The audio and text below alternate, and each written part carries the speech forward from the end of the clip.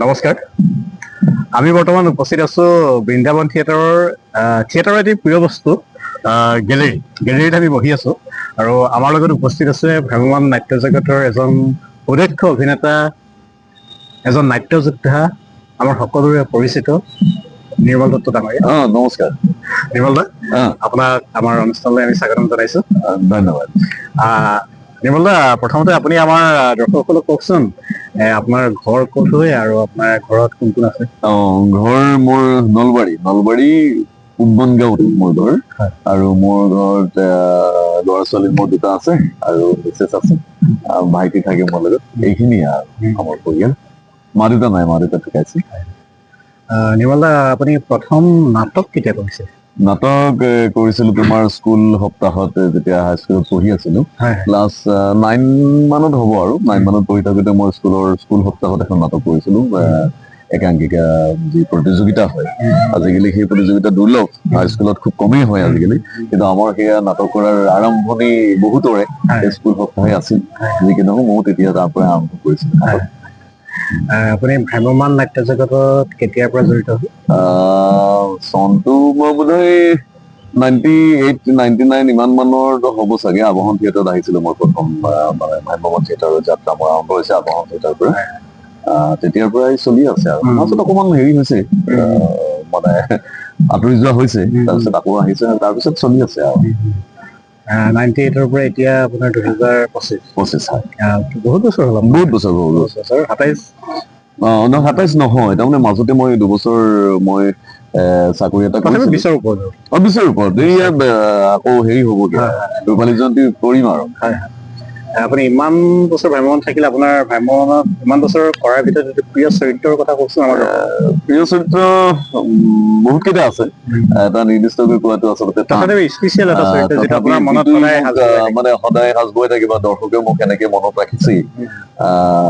মানে আজি কেইবছৰমান আগতে আবাহন থিয়েটাৰত কৰিছিলো, আজম খান বুলি যিটো কেৰেক্টাৰ আছিলে, নিগেটিভ কেৰেক্টাৰ, কিন্তু অকণ বেলেগ ধৰণত মানে মোক কৰাৰ সুবিধাও দিছিলে আৰু ময়ো অকণ বেলেগ ধৰণত কৰিছিলো কেৰেক্টাৰটো, আৰু যিটো দৰ্শকৰ মনত এতিয়াও ৰৈ আছে আৰু।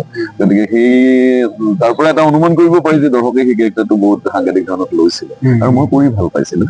তেনেকুৱা আৰু বহুত কেইটা চৰিত্ৰ আছে, কিন্তু গোটেইকেইটা তৎক্ষণাত কৈ দিয়াটো টান আচলতে। ভালেকেইটা চৰিত্ৰ আছে বাৰু, কিন্তু সেইটো বেছি ভালদৰে দৰ্শকৰ মাজলৈ সোমাই যোৱাত মোক যথেষ্ট সহায় কৰিছিল সেই চৰিত্ৰটো। নিৰ্মল দা, মানে আমি শুনিবলৈ পাওঁ ভ্ৰাম্যমাণৰ অভিনয় শিল্পীসকলৰ জীৱনটো অলপ মানে অকল দুখ কষ্টৰে ভৰা, এনেকুৱা কিছুমানে কয় দেই, মই নাজানো ইমানটো সঠিককে। তথাপিও মানে আপোনাৰ এই থকাৰ অৱস্থাত তেনেকুৱা আপোনাৰ মনত সাজ বহুৱাব পৰা কিবা দুখ লগা অভিজ্ঞতা ভ্ৰাম্যমাণ নাট্য যাত্ৰাটোত আছে নেকি? দুখ লগা মানে কি আৰু, আনৰ নে মোৰ? আপোনাৰ ব্যক্তিগত। মোৰ ব্যক্তিগত তেনেকুৱা নাই। মই আচলতে মই এইটো ভাল পাওঁ, এই যে নাটকটো মই ভাল পাওঁ আচলতে, আৰু নাটক ভাল পাওঁ যিহেতু মই ভাল পাওঁ। মানুহৰ আটাইতকৈ এটাই ভাল লগা কথা হ'ব লাগে, হয়, যিটো মানুহে ভাল পায় সেই কামটোত জড়িত হৈ থাকিব পৰাটো বৰ ডাঙৰ কথা। আৰু মই যিহেতু এই নাটকটোৱে মোৰ জীৱনৰ মানে নিচাৰ পৰা জীৱিকা হ'ল, গতিকে সেই বস্তুটোক মই ভাল পাবই লাগিব। মানে মই আপোনাক ক'ব বিচাৰিলো, এইটো মানে দুখ কষ্টৰ ভৰাটো বাকীটো মই ক'ব বিচৰা নাই, যে এতিয়া আমি দেখিছো মানে কাৰোবাৰ দেউতাক ঢুকাইছে, ঢুকোৱাৰ পিছতো তেওঁ ঘৰলৈ যাব নোৱাৰে, মানে ষ্টেজত এক্টিং কৰি থাকিব লাগে, কাৰোবাৰ মাক ঢুকাইছে, তেনেকুৱা হয়। সেইটো বহুত দুখৰ কথা। সেইটোতো ময়ে হৈছে যোৱা বছৰ। মই আপোনাক সেই কথাটোৱে সুধিব বিচাৰিছিলো, কিবা দুখৰ আপোনাৰ আছে নেকি? দেউতা ঢুকাল গ'লো, গৈ পেলাই আকৌ দেউতাক মই চিতাত উঠাই পেলাই আকৌ মই গুচি আহিছো, যে মোৰ কৰ্মৰ প্ৰতি দায়িত্বটো কথা লক্ষ্য কৰি ভাবি যে মই আকৌ ৰিটাৰ্ণ হৈছো, হৈ পেলাই আকৌ গধূলি মই নাটক কৰিছো। তেনেকুৱা মুহূৰ্ত আচলতে হৈ যায়, আৰু বহুতৰ ক্ষেত্ৰতে হৈছে তেনেকুৱা। আৰু হলেওতো উপায় নাই, তাৰমানে কথাটো হৈছে কি, আমি কৰ্মটোত বেছি গুৰুত্ব দিব লাগিব। দিয়াৰ কাৰণে তেনেকুৱা ধৰণৰ কিছুমান কথা আহে, আৰু তাৰ মাজতে নাটকো চলি থাকে। আৰু তেনেকে কৰি গৈছো মই নিজেই, মানে কি আৰু, আনৰটো মই আগতে দেখিছিলো, কিন্তু এইবাৰ মই নিজেই পাইছো। আপোনাৰ এটা বেয়া লগা অভিজ্ঞতা কওক, ভ্ৰাম্যমাণ নাট্য যাত্ৰা আপোনাৰ জীৱন। বেয়া লগা যথেষ্ট আছে, ভাল লগাও যথেষ্ট আছে। এটা বেয়া লগা যিটো মানে আপোনাৰ মনত সদায় পৰি থাকে, যে এইটো কিয় হ'ল মোৰ লগত, মানে থিয়েটাৰৰ নাট্য যাত্ৰা দেই। নহয় মই সেইটো মানে কি আৰু তেনেকে কবলৈ নাযাওঁ। মই এইটো কবলৈ যাওঁ, মই এতিয়াও কিয় মোৰ মনত বোধক চৰিত্ৰ পোৱা নাই। সেইটো মোৰ আটাইতকৈ দুখ যে আকৌ ভাল কিবা এটা চৰিত্ৰ মোক লাগে যি নেকি মই ভালদৰে অভিনয় কৰিব পাৰো। আৰু সেইটোৱে মই কেতিয়াবা ভাবো যে মই কিয় এনেকুৱা চৰিত্ৰ এটা পোৱা নাই। সেইটোৰ প্ৰতি সেইটো যে মোৰ দুখ আছে আচলতে। বাকী ক্ষেত্ৰত মোৰ দুখ মানে তেনেকুৱা ধৰণত কৈ দিব পৰাকে নাই। কাৰণ যিহেতু মই সুন্দৰভাৱেই কাম কৰি আছো, দৰ্শকে সুন্দৰভাৱে মোক লৈ আছে, মই বিচৰা ধৰণৰ কম বেছি পৰিমাণে মই চৰিত্ৰ পাইছো। আৰু সেইটো দৰ্শকৰ মানে গ্ৰহণ মানে কৰি আছে মানে কি আৰু মই তেওঁলোকে বিচৰাখিনি হয়তো 100% দিব নোৱাৰিলো, 50% মই দিব পাৰিছো, যাৰ কাৰণে দৰ্শকে গ্ৰহণ কৰি আছে। আৰু সেইটো এটা ভাল লগা কথা। গতিকে ভাল লগা কথাই বেছি আছে, গতিকে দুখৰ কথা ইমান আৰু মই দুখ বেছি আৰু এটা কথা আছে, দুখৰ অৰণ্য নাথাকিলে ক'ত আহি জিৰাব সেই সুখৰ চৰাই, এটা আমাৰ প্ৰণৱ বৰ্মনৰ বিখ্যাত কবিতা। গতিকে আৰু দুখ সুখ হাঁহি কান্দোন এয়াইতো জীৱন। জীৱনৰ বেলেগ বুলি বেলেগ একো নাইতো, চলি থাকিব লাগিব। আমি কেনেকে লওঁ সেইটোহে ডাঙৰ কথা। যে জীৱনত যিটো হব লগা আছে তোমাৰ হবই, তাত তুমি নোহোৱা কৰিব নোৱাৰা আৰু তুমি জোৰ কৰি হোৱাবও নোৱাৰা। গতিকে যেনেকে আছে কেৱল মই মোৰ কৰ্ম সুন্দৰভাৱে নিষ্ঠা সহকাৰে কামবোৰ কৰি যাব লাগে। আৰু কৰিব গলে মই ভাবো এটা সময়ত তেওঁ নিশ্চয় সফল নোহোৱাৰ কথা নাই, কিন্তু সেইটো একাগ্ৰতাৰে কৰিব লাগিব। যিকোনো এটা কামেই জীৱনৰ যিকোনো এটা কাম যদি আপুনি একাগ্ৰতাৰে কৰে, মই ভাবো তেওঁ সফল হবই। আৰু কনফিডেন্সটো ডাঙৰ কথা, যে কনফিডেন্সটো লাগে মানুহৰ, যে মইতো কিয় নোৱাৰিম, পাৰিম। মই যে নোৱাৰো বুলি ভাবি হব আৰু এই ধৰণৰ বস্তুটোত নহয়। মানে সেই কনফিডেন্সটো লাগিব থাকিব লাগিব, যে নাই মই পাৰিম, কিয় নোৱাৰিম, তেনেকুৱা ধৰণৰ কথা। আৰু মই তেনেকে ভাবো, চাওঁচোন কি হয়। আপোনাৰ প্ৰিয় খাদ্য? প্ৰিয় খাদ্য বুলি ক'লে আচলতে মোৰ তেনেকুৱা এটা নিৰ্ধাৰিত বা নিৰ্দিষ্ট খাদ্য নাই যে মই এইটোৱে ভাল পাওঁ। মই ক'ব নোৱাৰো আচলতে যে এইটো বস্তু মই ভাল পাওঁ। কিন্তু এনেকুৱা কথা নহয়, চব বস্তুৰে মই আচলতে অতি বেছিটো বেয়া পাওঁ। গতিকে অতি বেছি মই একো বস্তুৱে নাখাওঁ, আজিলৈকে মই খোৱা নাই যে এইখিনি বস্তু মোৰ হ'ব। মাংস এতিয়া ধৰা 10 পিচ হলেও কিছুমানৰ নহয়, এবাতি লাগে, মোক নালাগে, মোৰ 2 পিচ হলেও মোৰ কাৰণে যথেষ্ট। মই সেইটোৱে ভাল পাওঁ। আৰু সেনেকে কম খাদ্য মানে কি আৰু খাই মানে মই ভাল পাওঁ। গতিকে নিৰ্দিষ্টটো মই এইটো ক'ব নোৱাৰো যে এতিয়া ধৰা মই প্ৰিয় মানে কি আৰু ভাত দালি আলু সানি দিলে হ'ল, পিঁয়াজ এটুকুৰা দিলে মোৰ হৈ যায়। গতিকে মই ভাবো মোৰ প্ৰিয় খাদ্য সেয়াই। আপোনাৰ প্ৰিয় ঠাই? প্ৰিয় ঠাই বুলি ক'লে মোৰ নলবাৰী, মোৰ গাঁওখন, মোৰ চহৰখন, সেয়া মোৰ নিজৰ। বাকীবোৰ মই এনেকুৱা কোৱা নাই যে মই কি ধৰণে বেয়া পাওঁ, বেয়া নাপাওঁ। মই চব ঠাই মই মানে কি আৰু উপভোগ কৰি ভাল পাওঁ। কিন্তু জন্ম য'ত হৈছো তাক সেই জন্ম হোৱা ঠাইখনক বেলেগতকৈ ওপৰত ৰাখিব নোৱাৰি। আৰু যদি কওঁ মই সেইটো মিছা কোৱা হ'ব আচলতে।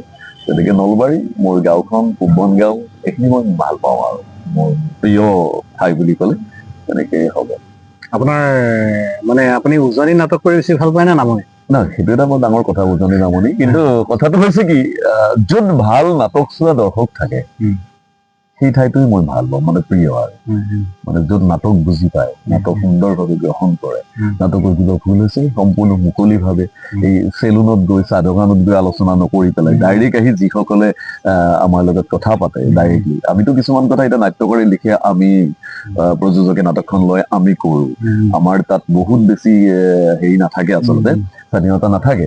নাথাকিলেও কেতিয়াবা যে কি হয়, কিছুমান নাটক মানুহে বেয়া পায়, কিছুমান ভাল পায়। ভাল পোৱাবোৰো আহি ক'লে ভাল লাগে, আৰু বেয়া পোৱাবোৰ কি কাৰণেই বেয়া পালে সুন্দৰভাৱে যদি আলোচনা কৰে তেতিয়াহ'লে ভাল লাগে। আৰু যিবিলাকে তেনেকুৱা ধৰণৰ কথা কৰে সেইবিলাকত মানে আৰু নাটক কৰি ভাল লাগে। উজনি বা নামনি বুলি কোনো কথা নাই। আচলতে উজনিতো ভাল দৰ্শক থাকিব পাৰে, নামনিতো নাথাকিব পাৰে। কিন্তু কথা হৈছে কি আৰু, যিয়ে যি মানে কি নাটক বুলি আচলতে যিসকলে যিটো ধাৰণা, সেই ধাৰণাখিনি যদি ঠিকে ৰাখি পেলাই নাটক চাবলৈ আহে, নাটক উপভোগ কৰে, তেতিয়াহ'লে মই ভাল পাওঁ আচলতে। এনেই এটা কথা ভাল হোৱা নাই এনে কৈ দিয়াটো সহজ, কিন্তু নাটক এখন মঞ্চত কৰাটো কিমান টান, সেই কৰা মানুহখিনিহে গম পায়। বহুত কথা চাইছে, তেওঁলোকে ভাল, কিন্তু সেইটো মুকলিকে ভালকে আলোচনা হলে ভাল পায়। এতিয়া আমি গৈ আছো, মই গৈ থকা মোৰ কাষতে দেখিলে এইজন নাটকৰ, মোৰ পিছফালে কিবা এটা ক'লে নাটক ভাল লগা নাই, সেইটো কিয়? সুন্দৰভাৱে কোৱাচোন যে হেৰি আপোনালোকৰ নাটকখন মই ভাল নাপালো, মই উত্তৰ দিম নহয় কি হৈছে কি হোৱা নাই। সেই ধৰণৰ দৰ্শক সৃষ্টি হোৱাটো মই বিচাৰিছো আচলতে। এই কথাটোতে লগে সুধো মানে আপোনাক এই নাটকৰ কথাটোতে যে শেহতীয়াকে ভ্ৰাম্যমানক লৈ এটা খুব বিতৰ্ক চলি থাকে যে ভ্ৰাম্যমানৰ নাটক নহয় আজিকালি এই ভ্ৰাম্যমানত চাক আছে নাটক বিলাকত মানে নাটকৰ কাহিনীতকে গান নাচ এইবিলাক বেছি থাকে হঠাতে দৰ্শকে মানে এই কথাখিনি আজিকালি কৈ থাকে আপুনি এজন জ্যেষ্ঠ অভিনেতা হিচাপে আপুনি এই বিষয়টো কি ক'ব?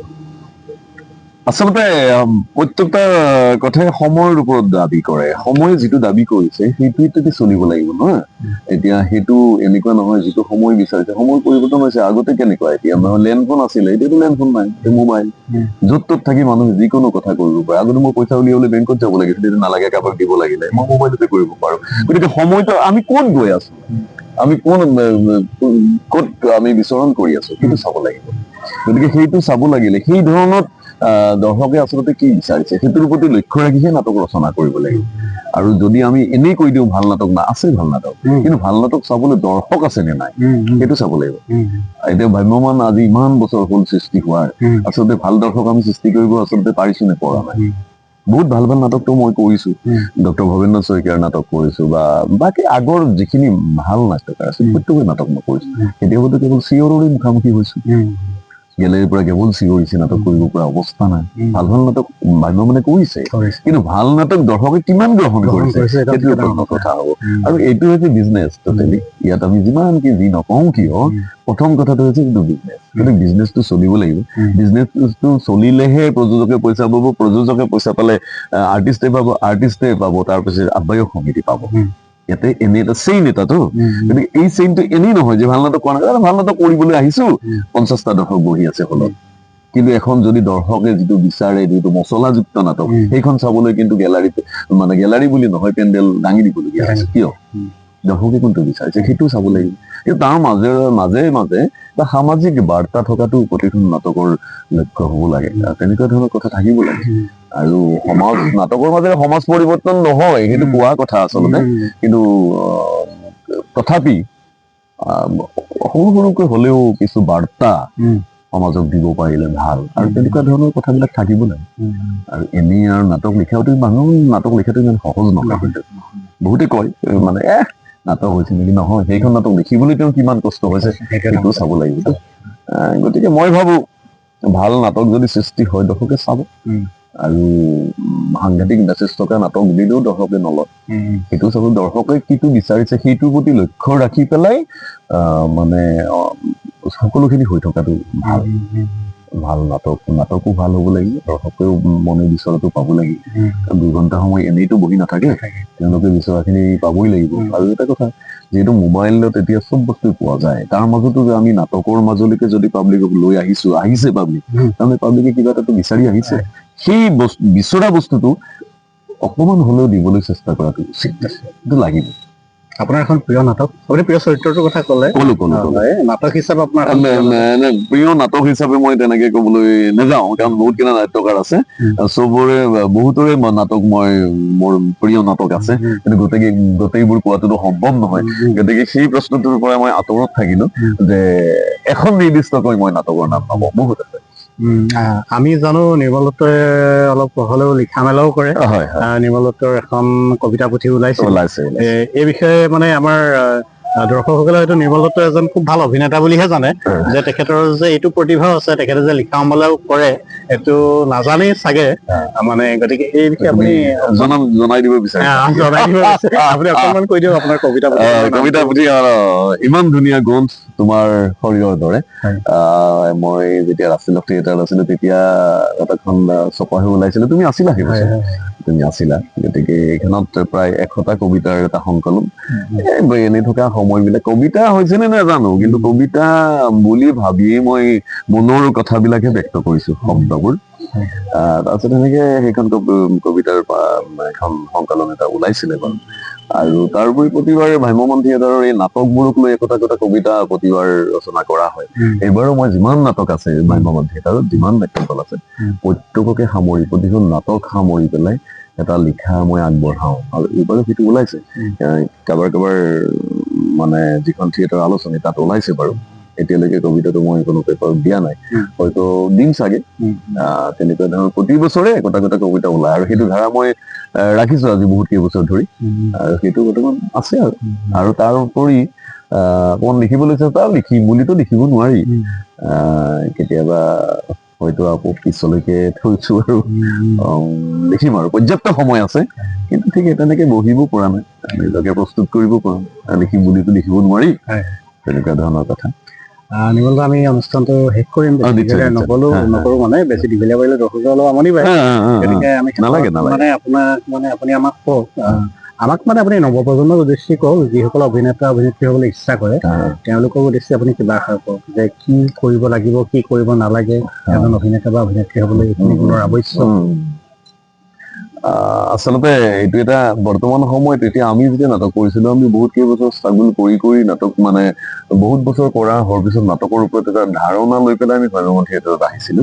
কিন্তু বৰ্তমান সময়ত দেখা যায় কোনো ধাৰণা নাই, কোনো একো কথা নাই, কেমেৰাৰ আগত অলপ কিবা কাম কৰিলে ভ্ৰাম্যমাণ থিয়েটাৰত আহি গ'ল। গ্ৰামাৰটো লাগিব নহয়, থিয়ৰী লাগিব নহয়, ইমান সহজ নহয় এইটো বস্তু। গতিকে বহুতে সহজ বুলি ভাবি এইটোক মানে একো নাই আৰু থিয়েটাৰত যাওঁ, এইটো নহয়। ইয়াত কষ্ট কৰিবই লাগিব, মানে বস্তুটোৰ ওপৰত তোমাৰ সাম্যক জ্ঞান থাকিবই লাগিব। তাৰোপৰি নাটক কৰিবলৈ হলে কি কি প্ৰয়োজন সেইখিনি বস্তু জানি উঠি ভ্ৰাম্যমাণ বা এনেই নাটক কৰিবলৈ আহিলে ভাল। এনেই আছো কাৰণে নাটক কৰিছো, এনেই আছো কাৰণে থিয়েটাৰত যাওঁ, এই বস্তুটো নহয় আচলতে। আৰু সেইবিলাক বহুত এতিয়া বৰ্তমান বস্তুটো ইজি হৈ গ'ল, আৰু ইজি হৈ যোৱাৰ কাৰণে এই নাট্য যিটো ধাৰা আছিলে, এই ধাৰাটোত মানে বিশৃংখলতাই দেখা দিছে আচলতে, এই বস্তুখিনি নজনাৰ কাৰণে। গতিকে চবে জানি পেলাই আহক, তেতিয়া হয়তো এই যিটো নাট্য কলা, 64 কলাৰ ভিতৰত এটা মানে শ্ৰেষ্ঠ কলা বুলি ক'লেও ভুল নহয়, এই নাট্য কলাটো তেতিয়াহে জীয়াই থাকিব, অকল এনেই মুখৰ কথাৰে জীয়াই নাথাকে। আমি হাতে কামে কৰিব লাগিব। আৰু যদি যিসকলে এইটো নিচা তাৰপিছত পেচা হৈ যায়, পেচা হওক, অকমান চালি জাৰি চাই যিয়ে চলিব পাৰিম বা হেৰি কৰিব পাৰিম, কাৰণ যিমানকে যি নহওক তুমি নোকোৱা কিয়, পেটটো ডাঙৰ কথাটো, খাদ্যটো ডাঙৰ কথাটো, তুমি জীয়াই থাকিব লাগিব নহয়। গতিকে জীয়াই থাকিব লাগিলে কিছুমান খুব সুন্দৰ ভাল চিন্তাৰে ভালকে কৰিম বুলি আহিব লাগে। মই ভাবো আজি চাকচেছ নহ'ব পাৰে, এটা সময়ত হয়তো হ'বগে। গতিকে তেওঁলোকক মই সেইটো কম, আহক ভ্ৰাম্যমাণ থিয়েটাৰ জীয়াই ৰাখক। মানে যিহেতু বিশ্বতে বেলেগত নাই, বেলেগত নাটক আছে, কিন্তু এনেকুৱা ধৰণত হেৰিটো নাই, 3 দিনৰ মূৰে মূৰে গৈ পেলাই অস্থায়ী প্ৰেক্ষাগৃহত এখন কালজয়ী নাটক কৰা ইমান সহজ নহয়। গতিকে সকলোৱে শিকি বুজি আহক, অনুচাৰে মানে এই নাট্য হেৰিটো জীয়াই ৰাখক, সেইটো আশা কৰিছো। এইখিনি সময় আপুনি আমাক দিয়াৰ বাবে আমি আপোনাক অশেষ ধন্যবাদ জ্ঞাপন কৰিছো। তোমাকো ধন্যবাদ মোক এইটো সুবিধা দিয়াৰ কাৰণে, যে আমি আপোনাৰ উজ্জ্বল ভৱিষ্যত কামনা কৰিছো। ভৱিষ্যত বুলি আৰু কিবা আছে বুলি মই নাভাবো, তথাপিও আমি কওঁ যিহেতু তুমি এনেকে আপুনি আগবাঢ়ি যাওক, আৰু ভৱিষ্যত আছে ভৱিষ্যত হ'ল আপুনি আগবাঢ়ি যাওক। অসমৰ প্ৰত্যেকজন দৰ্শকে নিৰ্মল দত্তৰ নামটো মনত ৰাখক, সেইটোৱে বিচাৰো। ভাল ভাল চৰিত্ৰৰ মাজেৰে নিৰ্মল দত্তক ষ্টেজত দেখক, মানে দেখি থাকিবলৈ মানে বিচাৰক আৰু দেখক। আমি ইয়াকে কামনা কৰিছো, অসমৰ নাট্য জগতত আপুনি এটা উজ্জ্বল তৰা হৈ জিলিকি থাকক, ইয়াকে কামনা কৰি আমি আমাৰ অনুষ্ঠানটো সামৰণি মাৰিছো। ধন্যবাদ, নমস্কাৰ।